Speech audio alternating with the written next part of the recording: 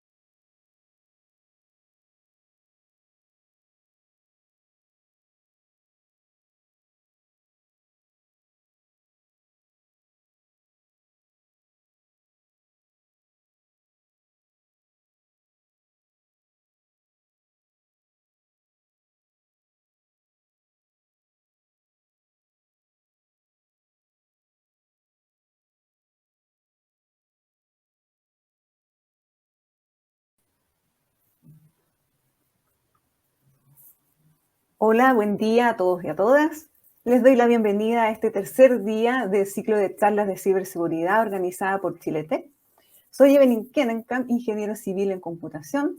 Cuento con más de 20 años de experiencia apoyando a las empresas en la digitalización de sus procesos de negocio a través de las tecnologías de la información, identificando las necesidades y problemáticas del cliente y en base a esto generar oportunidades de negocio y soluciones que cubran las exigencias de la industria.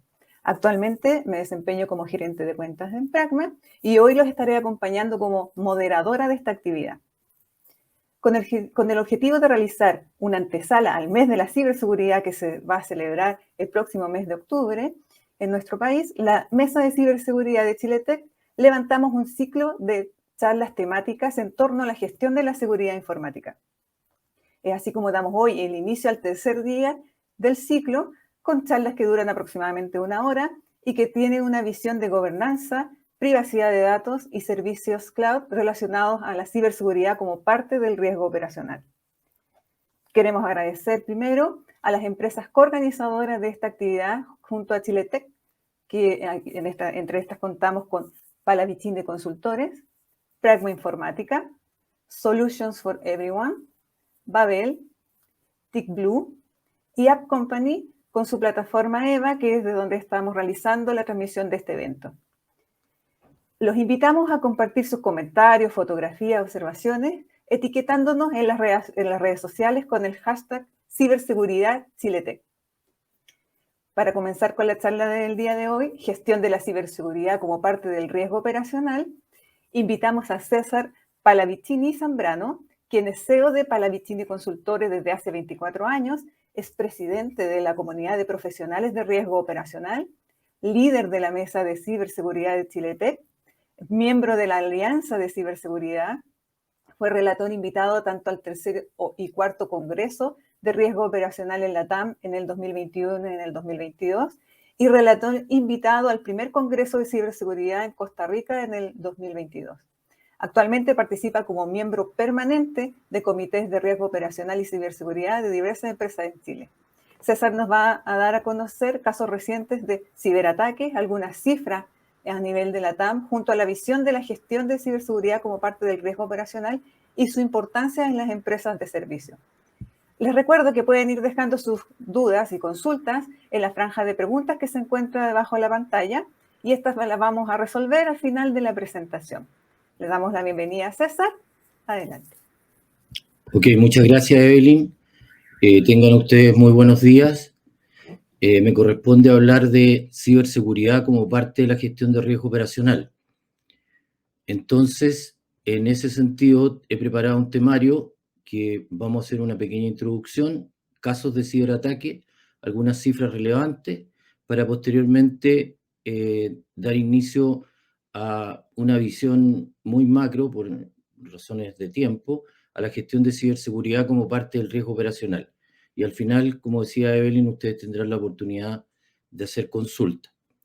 En ese sentido, tenemos una semana bastante movida en casos de ciberataque, por lo tanto, estos slides que voy a presentar a continuación fueron actualizados el día lunes por los casos que ustedes seguramente han conocido por la prensa. Como introducción, respecto a las tecnologías de la información, algo que me llamó la atención hace un tiempo, ¿no es cierto?, cuando la empresa china Hihang ofrece ya vuelos en demostración y proyecta taxis voladores que estarán operativos en el año 2023. Entonces, esto nos lleva de alguna forma a que las tecnologías de la información van muy rápido y nos tenemos que ir adecuando a sus riesgos y vamos a ir desarrollando esa idea. Por otra parte, esto va tan fuerte que, según la consultora McKinsey, 46.000 millones de dólares se proyectan en inversión para el 2026 en Estados Unidos, y Japón no se queda atrás y anunció una inversión de 20.000 millones para el año 2025. Hace poco fue presentado el robot Ameca, que es un robot de tipo humanoide, y este robot, presentado en Las Vegas, tiene capacidades de ser expresivo y simular a un humano y reflexionar como uno, digamos.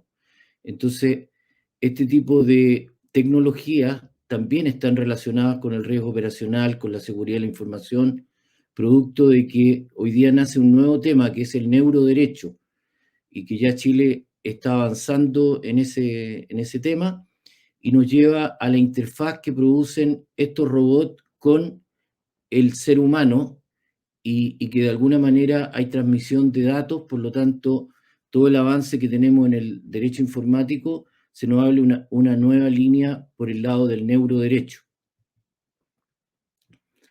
China lanza el primer satélite con tecnología 6G. ¿Qué significa eso? Que lo que nosotros estamos viviendo hoy día en Chile con 5G, y que de alguna manera nos ha traído mayores beneficios en el uso del smartphone y de las redes, implica que el 6G va a ser 100 veces más rápido que el 5G y va a producir una descarga de 1 terabyte de 10 terabytes en un segundo.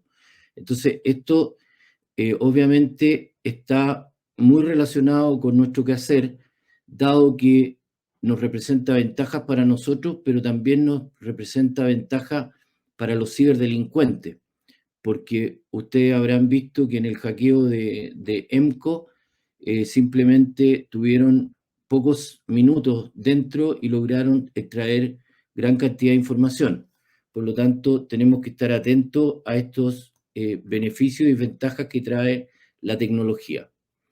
Y eso nos lleva a que la industria 4.0, que ya es una realidad, y de hecho el senador Pug ayer hablaba de el desarrollo que tienen con Chile Futuro, y ya se habla de la industria 5.0, nos implica que, si ustedes ven acá, realidad aumentada, la robótica, 3D, Internet de las cosas, inteligencia artificial, etcétera, nos llevan a que estamos insertos en una realidad tecnológica que muchas veces nos cuesta estar al día en todo esto, y obviamente los ciberdelincuentes que destinan grandes inversiones y grandes presupuestos para poder delinquir, ellos están atentos a invadir y hacer cosas en este sentido, ¿no? De hecho, ustedes verán ahí que en Internet de las Cosas dice IoT e IoV. Entonces, el concepto IoV es un concepto nuevo que tiene que ver con Internet of Body, que ya hay seres humanos que tienen insertados ciertos aparatos tecnológicos en el cuerpo humano. Por lo tanto, ya no solamente el alcance es de la tecnología que estamos manejando hacia el Internet de las Cosas, sino que también hacia el IoV, que en definitiva eso está relacionado con el neuroderecho, que no es tema de esta charla, pero que se los dejo planteado. En Estados Unidos, en los edificios inteligentes, ya hubieron hackeos producto de que los ciberdelincuentes entraron por una cosa tan simple como es una cafetera. Una cafetera pasa a ser parte, ¿no es cierto?, de IoT, y al ingresar a la cafetera se meten a la red Wi-Fi y de la red Wi-Fi se meten a la red corporativa. Por lo tanto, los países más desarrollados y que nos llevan ventaja también tienen que preocuparse de ese tipo de cosas que están siendo vulneradas. No les quiero hablar de la computación de la nube porque muchos de ustedes, empresas tecnológicas, conocen los servicios de la nube, tienen que tener mayores resguardos, etc. Entonces, en este año que nos queda y los pocos meses y el futuro cercano, una de las preguntas que nos hacemos es, ¿aumentan los riesgos para las empresas y las personas? Yo creo que si tuviéramos acá una conexión en línea, ustedes dirían la mayoría y todos que sí. Entonces, ¿por qué aumentan? Porque estamos insertos primero en una pandemia que nos trajo, ¿no es cierto?, a todos en forma totalmente inexperta, irnos a hacer teletrabajo, a instalarlo en la casa, y los ciberdelincuentes se dieron cuenta de que esto era algo que estaba improvisado por la mayoría de las empresas, y ellos invirtieron y cambiaron su estrategia para atacar a usuarios en modalidad teletrabajo. ¿Qué significó esto? Significó que a nivel mundial creció los ciberataques en un 600% en materia de gente que estaba teletrabajando.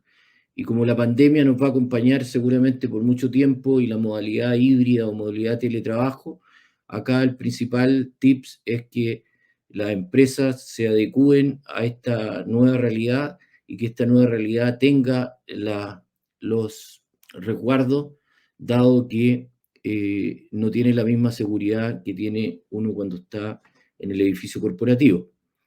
La ciberguerra, obviamente, y quizás para algunos que no lo ven tan obvio, decirles que cuando está Estados Unidos con China en una guerra permanente y están entre medio los rusos, y los rusos atacan y los chinos atacan a Estados Unidos y logran votar a Microsoft, obviamente nosotros no podemos decir estamos acá en el fin del mundo, ¿no es cierto?, y no nos va a tocar. Basta una caída de un servicio que alguna empresa tenga con Microsoft o con otro, del tipo Amazon o el que sea, y frente a una caída prolongada se puede ver sin servicio. Y ese sin servicio, y lo voy a ir desarrollando, tiene que ver con continuidad operativa del negocio, y la continuidad operativa del negocio es parte del riesgo operacional. Los ciberataques, ni hablar, digamos. Vamos a desarrollar algunos ejemplos, les voy a dar algún caso que todavía no se da a conocer y que ya sucedió acá en Chile. Entonces, los ciberataques tenemos que estar preparados porque acá también, para los que conocen poco de ciberseguridad, no se trata de un alumno en práctica que está con un pasamontaña tratando de hacer un hackeo. Acá hay organizaciones criminales. Ya este año se pronostica, y ya sucedió, que los ingresos por los ciberataques y la ciberdelincuencia en realidad superaron los ingresos de la droga, y eso no se había dado nunca en la historia de la humanidad, digamos. Por lo tanto, hay que tomarlo y considerarlo como efectos graves. ¿Y por qué es tan importante estas charlas y la capacitación permanente de todas las personas y profesionales?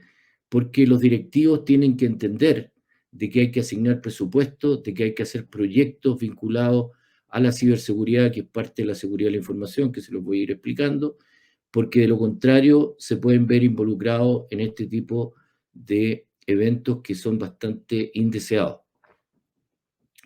Cambio climático. Alguien podrá decir, cambio climático, ¿qué tiene que ver con esto? Tiene mucho que ver porque hoy día el cambio climático ha producido inundaciones, huracanes y grandes catástrofes, ¿no es cierto?, que arrastran a personas y a empresas. Entonces, cuando las empresas se ven involucradas en inundaciones, o cuando hoy día Cuba entero está sin energía eléctrica y no se sabe cuánto tiempo va a estar producto de un huracán, bueno, eso obviamente que las empresas que están hoy día operando desde Cuba o el Estado cubano se ve sin continuidad operacional, lo que acarrea una serie de pérdidas tanto a nivel nacional como a nivel de empresa. Por lo tanto, el cambio climático está dentro de lo que es riesgo operacional. Ahora les voy a hablar de algunos casos de ciberataque que están relacionados con el riesgo operacional. Y el slide que puse recién, que tiene que ver con la filtración de correo electrónico del Estado Mayor Conjunto, y que donde ustedes habrán visto en las noticias que ha producido movimientos políticos, movimientos de todo tipo. Yo a la parte política no me refiero, sino que simplemente les doy algunos números. De la Mesa Nacional del Senado, donde participo, se sacó un comunicado y se habla de un terremoto digital, porque como está involucrado un poder del Estado, es algo realmente grave a nivel país. Son 160 usuarios involucrados, 400.000 emails filtrados, 10 terabytes de información que fue sacada de los archivos de EMCO. Acá hay algunas cifras que dicen que fueron 650 gigas, otros dicen, no hay una cifra exacta, pero sean 650 gigas o 10 terabytes, la verdad es que es cualquier cantidad de información. Y eso produjo una renuncia. Hoy día están viendo las autoridades cómo mitigar esos riesgos. Esto pasó en mayo. También acá pasa algo parecido a lo que pasa en las empresas. Cuando hay un ciberataque o hay un evento indeseado, muchas veces se tapa, se oculta para poder solucionarlo y también ahí hay un tema de que en la medida que esto se dé a conocer y se hagan todos los elementos que permiten recuperarse lo más rápido posible, obviamente que es mejor. Bueno, acá está lo mismo que estaba mencionando, que tiene que ver con este hackeo, que en realidad lo más delicado es la información sensible, la información de los correos electrónicos que manejan. Obviamente que le trataron de bajar el perfil y dicen que no hay información sensible porque la información confidencial o ultra secreta se maneja en papel, lo cual es bastante difícil de creer, pero en fin, esto es como una noticia que está en desarrollo. El Poder Judicial, bueno, no me voy a detener mucho acá porque en realidad no da ni para analizarlo, porque en definitiva cuando una organización del Estado tiene Windows 7 y está totalmente desactualizada, la verdad es que lo único que refleja es el estado precario en que estamos en temas de madurez de ciberseguridad, y cuando uno tiene Windows 7 no se puede hablar mucho de seguridad de la información, de riesgo operacional y menos de ciberseguridad, digamos. Otro de los casos recientes tiene que ver con Uber, que ustedes, ¿no es cierto?, conocerán como usuario y como todo lo que ha avanzado Uber en materia a nivel mundial, y ellos fueron hackeados por un ransomware que lo aplicó en los cibercriminales Lapsus y con pedida de rescate, etcétera, y también ahí esto no se ha dado a conocer todos los efectos que ha producido en la plataforma Uber. Posteriormente, esto también es de este año y de cosas que han ido pasando. ¿Qué tienen en común Mercado Libre, BR Partners, Grupo Ledesma, Global, el gobierno de Costa Rica? Bueno, son instituciones, tanto del Estado como empresas privadas, que todos sufrieron ataques en el último tiempo. Entonces, eso significa que en el caso de Costa Rica, que fue muy anunciado y que los países de acá de latinoamericanos de alguna manera sabían que podían ser atacados, lo que está pasando en Chile, los rescates están en el rango de 200.000 a 10 millones de dólares. Entonces acá también, como empresa, como nadie está exento, hay que tener protocolos, políticas, para decir, bueno, en caso que yo soy ciberatacado, ¿cómo me repongo? ¿Cómo sigo operando? ¿Pago el rescate? ¿Quién decide quién pague el rescate? ¿O simplemente me niego a pagar el rescate? ¿Qué empresa me puede desencriptar lo que ha ocurrido? Y acá en Chile hay una filial de un banco grande que todavía no se sabe el ciberataque, pero el ciberataque ocurrió hace un mes y medio, y que fueron a través de un ransomware que paralizó a más de 300 servidores, tuvieron que cortar los enlaces con el banco, estuvieron más de una semana sin operar y estuvieron después tratando de recuperarse, y eso en algún momento se va a dar a conocer, ya lo sabe la Comisión para el Mercado Financiero. Entonces son hechos que no están en Afganistán o a millones de kilómetros de nosotros, están pasando acá en el centro de Santiago y en empresas que están vinculadas a organismos que se supone que tienen resguardo en materia de ciberseguridad. Entonces acá lo primero es preguntarse, ustedes como empresa, bueno, ¿tengo yo una capacidad de reacción frente a un ciberataque? ¿Estoy preparado no para detenerlo, sino que para saber qué hacer en caso de que me ocurra? Esas son preguntas que son muy válidas y que tienen que hacerse a nivel gerencial y a nivel de directorio, porque estas preguntas no las resuelve el gerente de tecnología, que eso es algo que es muy común escuchar en los directivos que tienen buenos profesionales en tecnología y dejan esto como un tema tecnológico, y la verdad es que esto está lejos de ser un tema tecnológico. En Costa Rica, bueno, ellos reconocieron a través de la Cámara de Exportadores que la pérdida fue del orden de $200 millones producto de todo lo que sufrieron en ciberataque.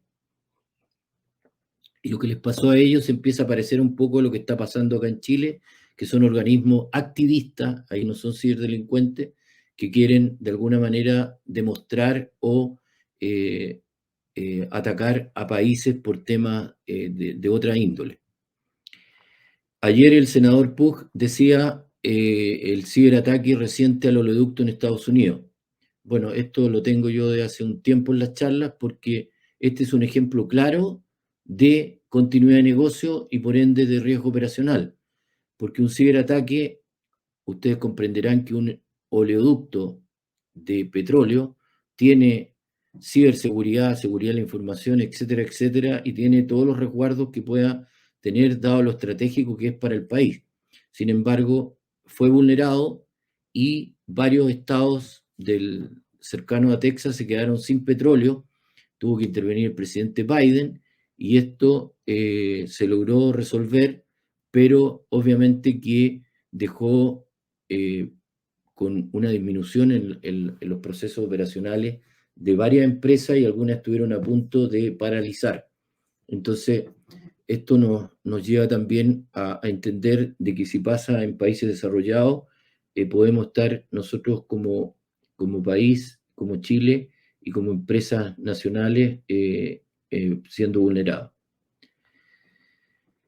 Acá les voy a dar algunas cifras recientes que solamente para que ustedes cuando tengan acceso a esta charla también lo puedan usar al interior de la empresa. Yo sé que hay muchos gerentes de TI, de oficiales de seguridad, gente vinculada a la ciberseguridad que está constantemente levantando proyectos y tratando de hacer cosas en la organización. Bueno, estas son cifras que les permiten llevarlo a los directivos y que tomen conciencia de que esto va en aumento y que son cifras que están siendo afectadas en caso de Latinoamérica. Nosotros estamos ahí cerca de México con un 400% de crecimiento en el ransomware. Se habla, ¿no es cierto?, también por empresas especializadas como Fortinet, que el 71% de organizaciones latinoamericanas vio un aumento en el año 2022. Entonces, eso también nos lleva a que todas las cifras a nivel latinoamericano, desde el punto de vista de los ataques, de las amenazas, de las pérdidas, de todo, esto va en crecimiento. Por lo tanto, si nosotros destinamos poco presupuesto, obviamente vamos a mitigar un porcentaje muy pequeño de lo que significa. Y no lo digo yo, lo dicen todos ahí, ponen en jaque la continuidad de negocio. Y continuidad de negocio, como lo vamos a ver, es un pilar de riesgo operacional. Y acá otro concepto que está relacionado con las cifras y que ha aumentado un 435% tiene que ver con que ya no estamos hablando de ransomware, estamos hablando de extorsionador virtual. Entonces, ¿cuál es mi opinión y el mensaje acá?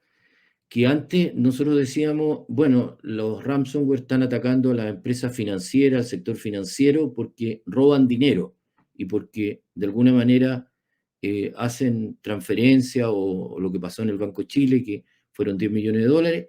Acá ya nadie se salva por el hecho de que el tema no es robar dinero. O sea, una empresa puede dar servicios tecnológicos, servicios de logística y puede ser atacado porque el tema es extorsión. Y extorsión significa, ¿no es cierto?, pedir dinero y pedir rescate por la liberación de la data. Y ustedes saben que la información es vital para que cualquier empresa funcione. Entonces, en esa línea, está relacionado con lo que voy a decir a continuación y un slide que voy a mostrar, que tiene que ver con que de alguna manera nos protejamos de esa extorsión. Y una de las formas de protegernos es a través de mirar la estadística, y aquí hay una estadística de Upgate que dice que se desactivaron más de 1000 ataques mensuales en la región, y la mayoría de eso, y el que se lleva el primer lugar, es el phishing. Entonces, si esto implica que el 50% es phishing, nosotros como empresa tenemos que decir, bueno, ¿qué hacemos para evitar el phishing? Y una de las formas de evitar el phishing es capacitar, sensibilizar y hacer campañas a nivel de usuario con anti-phishing, con las herramientas que ustedes vayan contratando o vayan viendo para poder, tal como lo decía ayer el senador, frente a una pregunta, la capa 8, la capa más débil, y poder lograr una mejora en ese aspecto.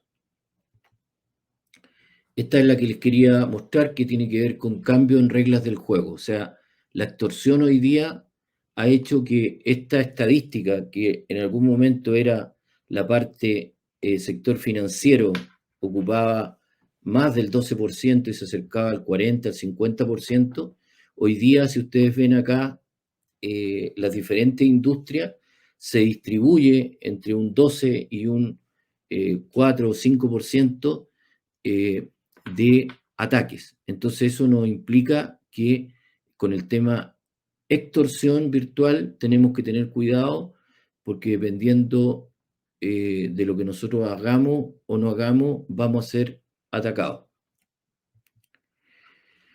Cifras que también sirven para sensibilizar tanto a los usuarios como a los directivos. 7.000 millones de intentos de ciberataque en América Latina y el Caribe, y Chile con 410 millones de intentos de ciberataque. Entonces, esto es estadística de junio del 2021, esto va en crecimiento, esto implica, ¿no es cierto?, que debemos preocuparnos y ocuparnos. Entonces ahora, dado ese resumen, y como les digo, de algunos casos, porque cuando uno empieza a buscar casos, la verdad es que aparecen muchos y podríamos estar hablando todo el día, la gestión de ciberseguridad como parte del riesgo operacional. ¿Qué pasa acá? Que gestión de riesgo operacional tiene 3 pilares estratégicos. Ellos son seguridad de la información, continuidad de negocio y calidad. Cuando yo quiero aproximarme a una buena gestión de riesgo operacional, tengo que iniciar mis proyectos por uno de ellos. Puede ser por seguridad, por continuidad, por calidad.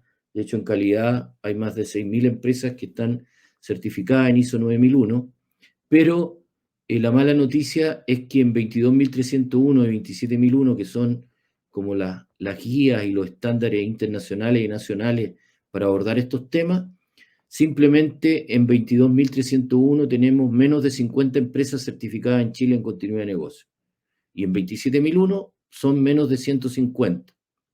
Entonces, como país, podemos decir o le podemos permitir a las autoridades que digan que Chile tiene un avance en materia de ciberseguridad y que de alguna manera cuando crearon el cargo de SAR de ciberseguridad, con eso poco menos que ya entrábamos a un nivel de madurez muy bueno.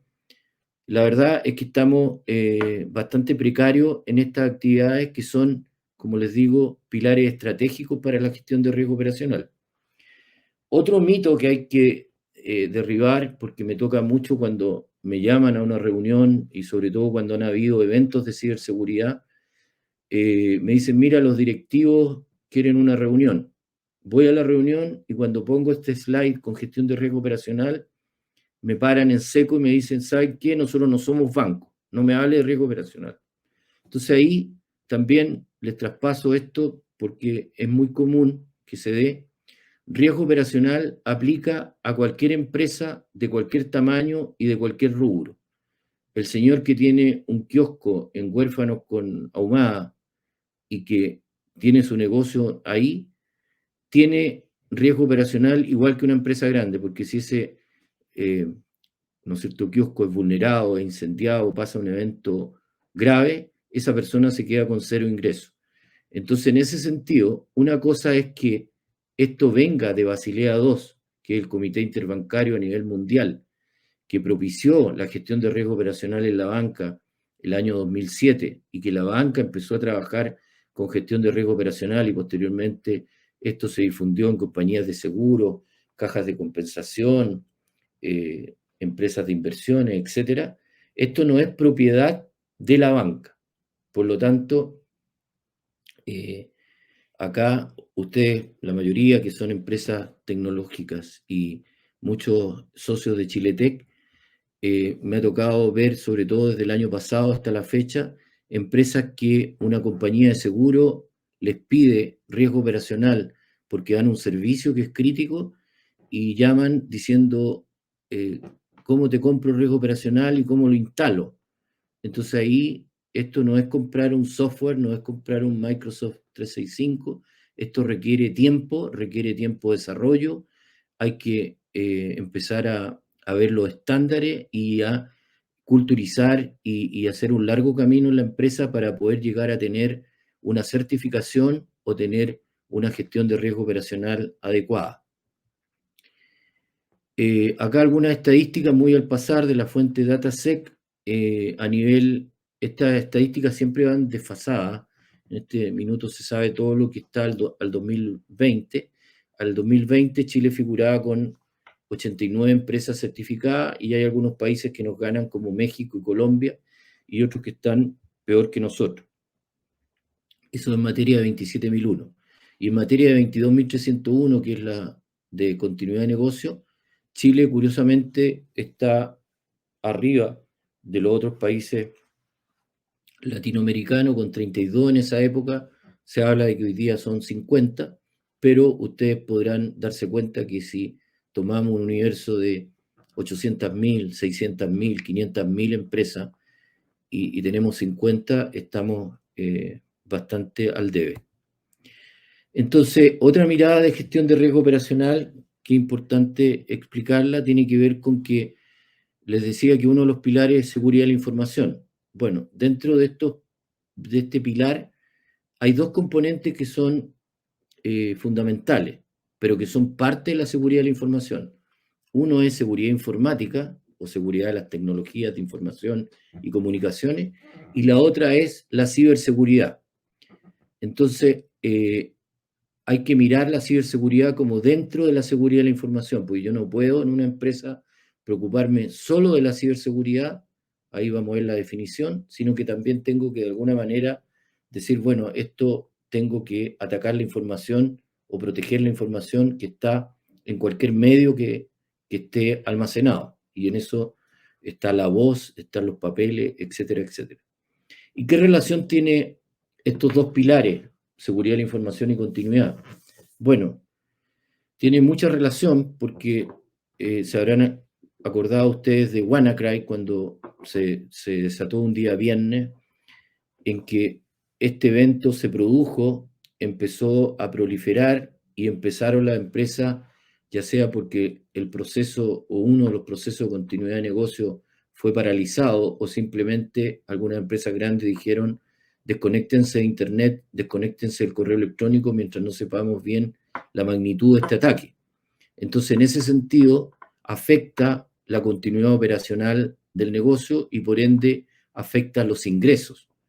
El caso del ciberataque del Banco Chile, nunca se ha sabido ni se va a saber cuánto fue la pérdida real del banco. No fueron los 10 millones de dólares que fueron a parar a una cuenta en Hong Kong.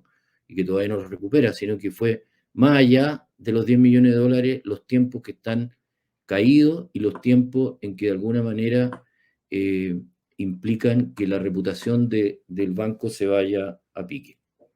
Entonces, en ese sentido, dada esta relación que existe, para yo avanzar hacia el riesgo operacional, tengo que, de alguna manera, ver estos dos pilares, y eso se resuelve con la ISO 31000, que es gestión de riesgo, que es un framework, y con la ISO 27001, que es la familia de las 27000, que me da las directrices y las mejores prácticas para ir camino hacia una certificación. Acá también muchos preguntan, bueno, y si no quiero certificarme, ¿qué norma tomo? Hay que tomar la 27001, que es el gran estándar, y la 27001 tiene muchas ISO, como la 27002, la 27004, la 27018. Es sorprendente ver empresas que tienen servicio en la nube y que tienen prácticamente su operación está en la nube y no conocen que existe la 27018, que se llama privacidad de datos en la nube. Entonces, también tienen datos en la nube, y frente a la pregunta inocente, ¿dónde están sus datos físicamente?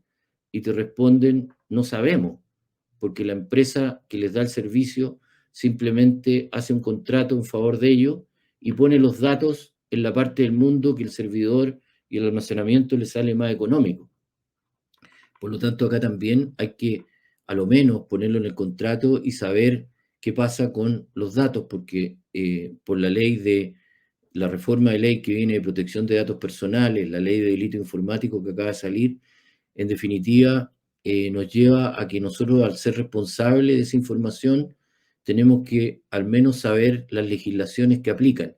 Y si los datos están puestos en Yakarta, seguramente las leyes de Yakarta no puedo llegar y sacar los datos en caso de una polémica o de algo que pueda suceder. Y si quiero, obviamente, trabajar y avanzar a paso firme en ciberseguridad, en la gestión de ciberseguridad, en la gobernanza de ciberseguridad, hay un framework que es el framework NIST, que es un framework americano que está usando en Estados Unidos. En Europa tienen una variante de NIST que es europeo, que es muy similar y que en definitiva les permite, y me voy a referir muy brevemente a NIST para que los que no lo conocen lo puedan conocer. Y también está la ISO 27032, que establece controles de ciberseguridad que se parecen algunos a SysControl, que también permite a través de 18 controles macros poder abordar un proyecto. Entonces acá otra pregunta recurrente es, bueno, ¿cuál de todas estas me sirve para avanzar? Y la verdad es que la respuesta es todas, porque todo esto es complementario, todo esto se relaciona, no es que uno con la 27001 resuelve todo, con la 27002 resuelve todo. Y en continuidad de negocio está la ISO 22301, que de alguna manera nos permite, ¿no es cierto?, hacer un proyecto de continuidad de negocio que involucre también desde la mirada del negocio, valga la redundancia, de cómo yo me puedo reponer frente a cualquier evento.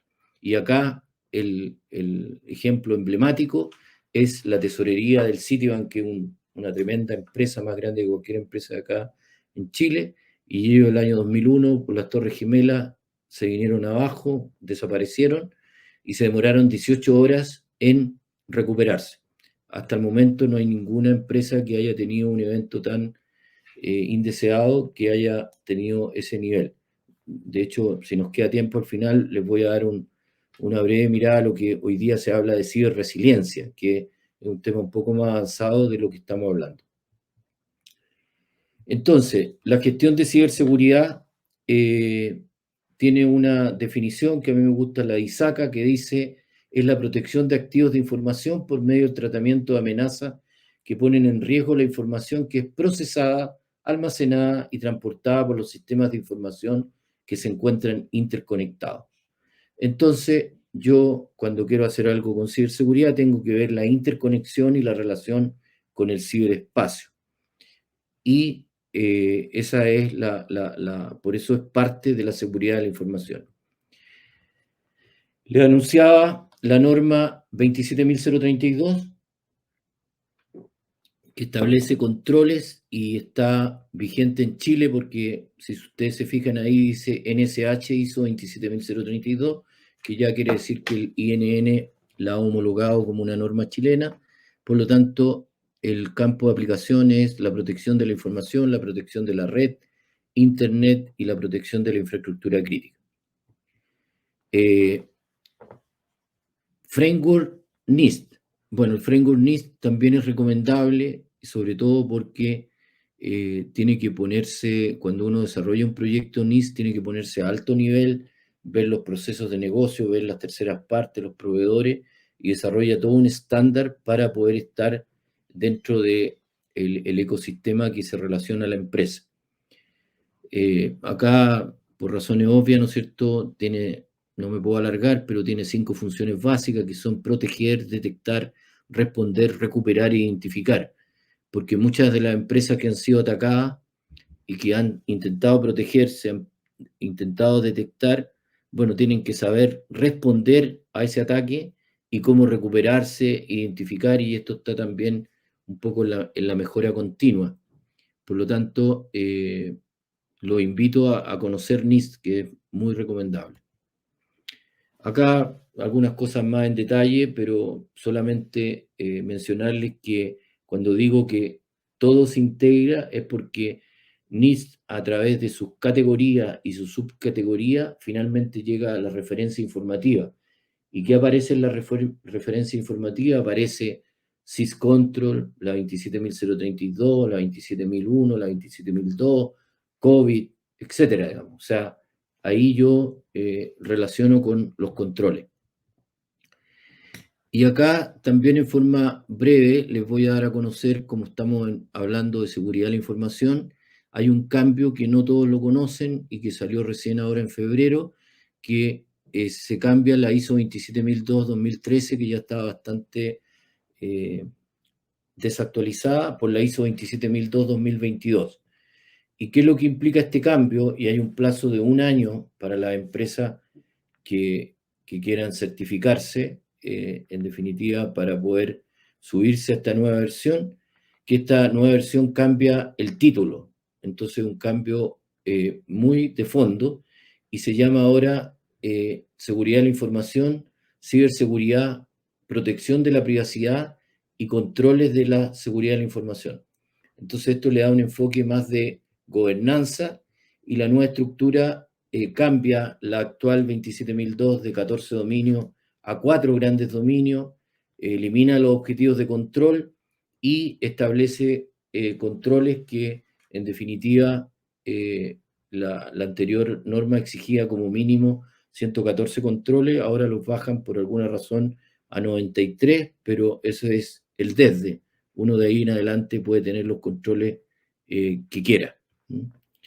Entonces, en eso también, como para no alargarme, en honor al tiempo, estos nuevos controles establece controles y capítulos específicos en inteligencia de amenaza, seguridad de la información para el uso de nube, preparación para la continuidad de negocio, gestión de la configuración, etcétera, que de alguna manera viene a actualizar lo que estamos viviendo desde el punto de vista tecnológico. Así que, para los que tienen política y las tienen en la norma antigua, bueno, hay que actualizarse a la 27002-2022, que es lo nuevo. Y acá, y a modo de ir cerrando, solamente dejarle anunciado esto que para mí es bastante nuevo, estamos recién estudiándolo, todavía no hay empresas que pidan estos servicios, que habla de y que están ya desarrollados framework de ciberresiliencia, sobre todo para infraestructuras críticas. Entonces, así como NIST, desde el punto de vista de ciberseguridad, tenía 5 funciones y permitía un desarrollo adecuado, acá el enfoque es de 4 grandes conceptos, donde el primero es anticipar, resistir, recuperar y evolucionar. Entonces, esto ya está en la línea de lo que en Europa y en Estados Unidos están haciendo, que son empresas resilientes. O sea, yo tengo que tener una empresa que me permita recuperarme frente a cualquier evento no deseado, del tipo que sea, porque yo tengo que cuidar la inversión de los accionistas, porque mi negocio tiene que prosperar y tengo que seguir adelante. Entonces ahí hay ciertas recomendaciones de anticipar, resistir, recuperar y evolucionar, que no es del caso meternos en detalle, pero también es algo que ustedes pueden ir considerando para su empresa. Le insisto, este es un concepto nuevo, en Chile prácticamente más nuevo que lo que se está haciendo en Europa, pero es un concepto que hay que ir considerando. Y bien, en los 2 minutos que me quedan, simplemente preguntarse con qué nos quedamos. Entonces nos quedamos con que la gestión de riesgo se puede considerar al menos con los siguientes elementos. Hablamos de el pilar estratégico de seguridad de la información y para ello tenemos normativas que están probadas y que no hay que inventar la rueda: 27.001, 27.002, 27.018, 27.032 y el framework NIST. Acá hace poco me tocó asistir a una charla de una persona muy especializada en NIST de Estados Unidos, y ella se extrañó que había recorrido varios países de Latinoamérica y en Chile y que no hubiera un desarrollo de este framework. Entonces ahí le explicamos que era porque nosotros estábamos primero viendo los temas de seguridad de la información básicos para posteriormente ir a NIST. Entonces, eso en materia del primer pilar, y en el segundo pilar nos quedamos con la gestión de continuidad de negocio, la ISO 22301, que nos permite tener un plan de continuidad de negocio, un plan de contingencia tecnológico basado en estándares internacionales, y una ISO que es complementaria a esto, que también es muy útil, que es la ISO 22317, que nos permite hacer un BIA, que es un Business Impact Analysis, que nos permite analizar cuáles son los procesos críticos, pero cuantificados de acuerdo a una metodología. Y eso nos da una carta de navegación para después poder decir, bueno, si estos son mis procesos críticos, este es el core del negocio, cómo mitigo los riesgos y cómo hago planes de continuidad de negocio, cómo capacito a la gente y cómo lo tengo planeado para en un momento determinado poder recuperar mi negocio en el menor tiempo posible. Y en materia de gestión de riesgo, si bien no existe una norma de gestión de riesgo operacional, la 31.000, que es gestión de riesgo, nos permite apoyar. También hay una nueva que salió, que es la 31.022, que es gestión de riesgo legal. Entonces eso también ustedes lo deben considerar como dentro del compliance o las cosas que quieran hacer en materia de compliance, considerar la 31.022 de gestión de riesgo legal, porque hoy día el riesgo legal y lo que se nos viene con la promulgación de la ley de delito informático el 20 de junio y que ahora el 20 de diciembre ese catálogo de artículos de delito informático pasan a formar parte del modelo de prevención de delito de acuerdo a la ley 20.393, eso no hace que las empresas tengan responsabilidad penal sobre los aspectos que hacen los usuarios. Por lo tanto, tenemos que estar ligados a la parte legal. Y ahí una mirada también de esta gestión de riesgo, la 37.001, que es de anticorrupción, fraude, etcétera, y ahí están todas las ISO que le acabo de nombrar, más COVID, más CIS, más NIST, etcétera, que me permiten avanzar en una gestión de riesgo y mitigación de riesgo del negocio. Eso es lo que tenía preparado para hoy día. Le agradezco que me hayan escuchado y quedo atento a preguntas. Muchas gracias. Muchas gracias, César, por tu presentación. Vamos a revisar ahora unas preguntas que nos están realizando. De Ladis Parra, dice que le pidieron rescate a CERNAC. ¿Qué sabes respecto a ese caso? porque efectivamente acá lo que nos indica que no pagaron. ¿Qué sabes tú de ese caso de Claro, rescate Cernac? sí, gracias por la pregunta. La verdad es que, como dicen los periodistas, noticia en desarrollo, todavía no se sabe, pero, pero lo que se ha dado últimamente acá en Chile y esta empresa que les mencionaba, que está vinculada a un banco, no pagaron rescate. Y entiendo que Cernac tampoco pagó el rescate porque los rescates son bastante onerosos. O sea, acá no estamos hablando de en millones de pesos, estamos hablando en millones de dólares, y los ciberdelincuentes tienen una página web con un botón de pago en Bitcoin. Entonces, a una de las empresas que amenazaron y que lo conozco de cerca, tiene que ver con que le dijeron, mire, usted deposite tantos millones de dólares en Bitcoin con el botón de pago que tenemos en la página web. Entonces, eso nos lleva a que realmente son organizaciones, no es una cosa al azar. En el caso de Cernac no se ha sabido, pero lo más probable es que no hayan pagado rescate, lo que implica cómo se recuperaron y cómo empiezan a desencriptar cosas que son bastante difíciles de manejar. Otra pregunta también de Ladis es, ¿cuál es la fuente del slide donde aparece el cambio de las reglas del juego? Si puedes dar la fuente. Se lo puedo dar por interno porque veo que no lo puse, pero es una fuente confiable. En este Ya. minuto no recuerdo cuál, pero normalmente toda la información que yo pongo en mis charlas son de fuentes reconocidas, digamos, y que han hecho estudios respecto a los tipos de ataque y a la información que se conoce, porque también ustedes tienen que considerar que este tipo de estadísticas, hay mucha gente, entre ellos los bancos, que tapan los fraudes o tapan los delitos. O sea, en definitiva, no es algo que la gente empiece a contar detalles y dé información. Por lo tanto, te lo voy a dar, Ladis, por interno. Súper. Lo otro que, otra pregunta de César Obat, dice, ¿por qué al referirse a la modalidad de teletrabajo lo mencionas como modalidad india? No, híbrida, dije.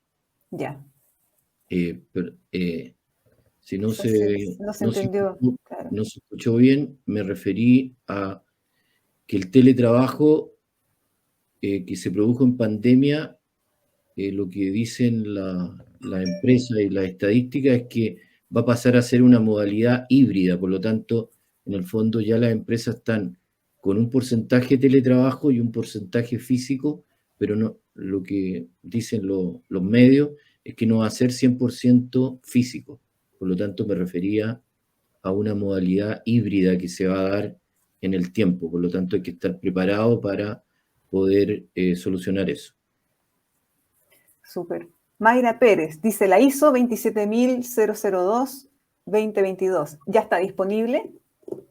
Sí, está disponible en inglés y lo que falta es que el INN libere la versión en español, porque el INN toma la ISO internacionales que están en, ¿no es cierto?, en idioma inglés, en lenguaje inglés, y las traduce y las customiza a la realidad chilena.